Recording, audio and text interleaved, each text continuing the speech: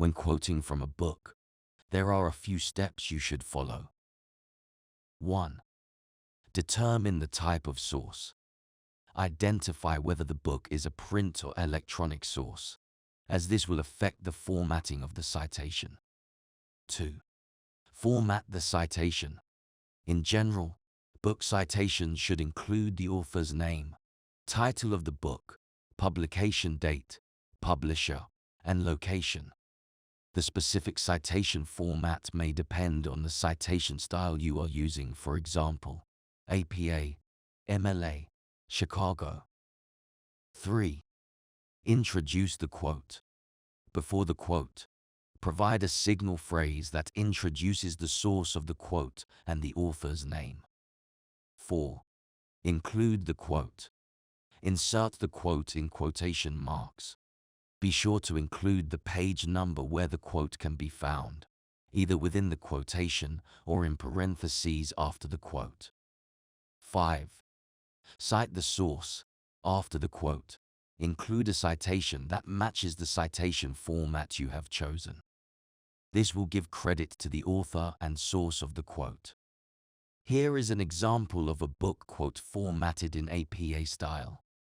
In his book, The Catcher in the Rye, Salinger 1951 describes Holden's feelings about phoniness.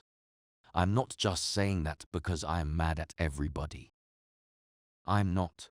I'm just sick of everything P13.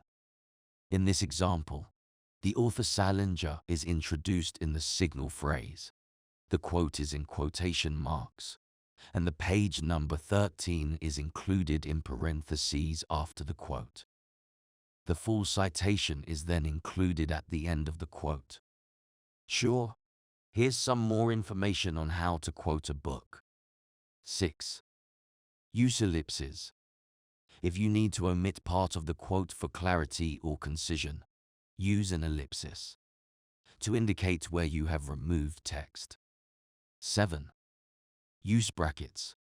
If you need to add a word or phrase to the quote to provide clarity, use square brackets to indicate the addition. 8. Be accurate. Make sure that your quote is accurate and does not distort the meaning of the original text. Do not alter the wording or punctuation of the original text in a way that changes its meaning. 9. Consider the length of the quote. In general, shorter quotes are better than longer quotes, as they are easier to integrate into your writing and less likely to disrupt the flow of your argument. 10. Paraphrase when necessary.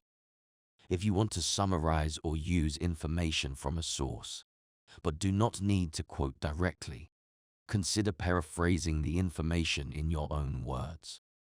Be sure to still cite the original source. Remember that when you quote from a book, you are using someone else's words and ideas. It's important to give credit to the author and follow the guidelines of your chosen citation style to avoid plagiarism.